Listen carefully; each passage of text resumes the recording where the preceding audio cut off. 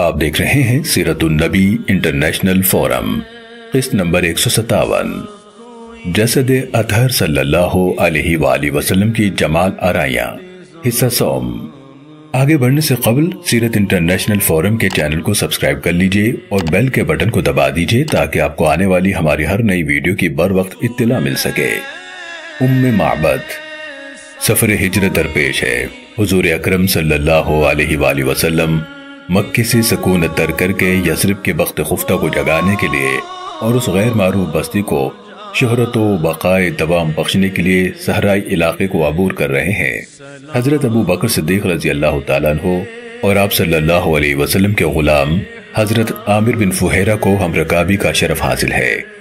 ایک بدو عورت کے خیمے کے پاس سے گزر ہوا جس کا نام ام معبد ہے۔ ان اجنبی رہرووں نے اس عورت کو کہا، اگر تمہارے پاس کوئی دودھ یا گوشت ہو تو اسے ہم قیمتاً خریدنے کے لیے تیار ہے۔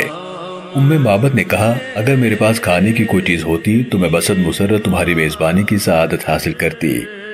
ہمیں تو قحط سالی نے دانے دانے کا محتاج بنا دیا ہے۔ حضور اکرم صلی اللہ علیہ وسلم نے اس کے خیمے کے گوشے میں ایک بکری دیکھی۔ حضور صلی اللہ علیہ وسلم نے پوچھا، اے ام معبد، یہ بکری کیسی ہے؟ اس نے کہا، ضعف اور کمزوری کی وجہ سے چلنے سے قاصر ہے، اس لیے ریوڑ کے ساتھ چرنے کے لیے نہیں جا سکی اور یہیں کھڑی رہ گئی ہے۔ حضور اکرم صلی اللہ علیہ وآلہ وسلم نے فرمایا، اجازت دو تو ہم اس کا دودھ دو لیں۔ ام معبد نے کہا، اگر اس میں کچھ دودھ ہے تو بس شوق دو لیجئے۔ بکری کو حضور صلی اللہ علیہ وسلم کے پاس لایا گیا۔ حضور اکرم صلی اللہ علیہ وسلم نے اس کے تھنوں پر ہاتھ پھیرا اور اللہ تعالیٰ کا نام لے کر اس کو دہنا شروع کیا۔ اس خوش کھیری والی بکری سے اتنا دودھ نکلا کہ سب نے خوب سیر ہو کر پیا۔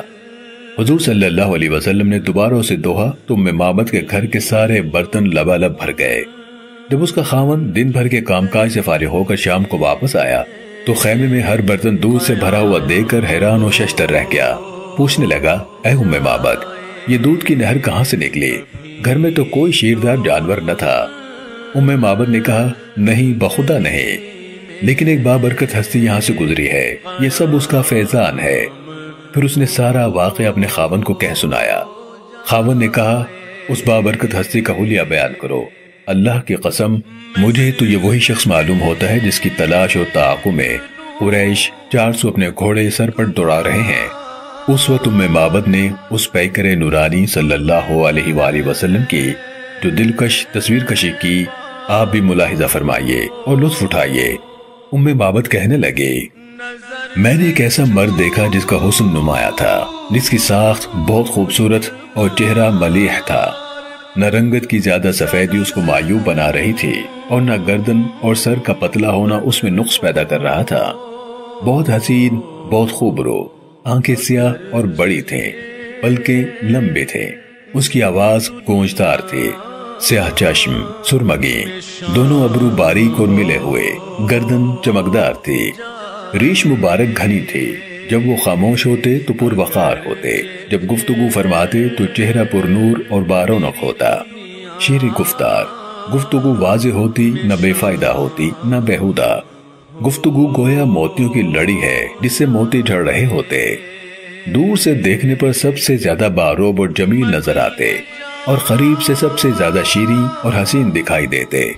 قد درمیانہ تھا، نہ اتنا طویل کہ آنکھوں کو برا لگے، نہ اتنا پست کہ آنکھیں حقیر سمجھنے لگے۔ آپ دو شاخوں کے درمیان ایک شاخ کی مانند تھے جو سب سے سرسبز و شاداب اور قداور ہو۔ ان کے ایسے ساتھی تھے جو ان کے گرد حلقہ بنائے ہوئے تھے۔ اگر آپ انہیں کچھ کہتے تو فوراً اس کی تعمیل کرتے، اگر آپ انہیں حکم دیتے تو وہ فوراً اس کو بجا لاتے۔ سب کے مخدوم، سب کے محترم، نہ وہ ترشرو تھے، نہ ان کے فرمان کی مخالفت کی جاتی تھی۔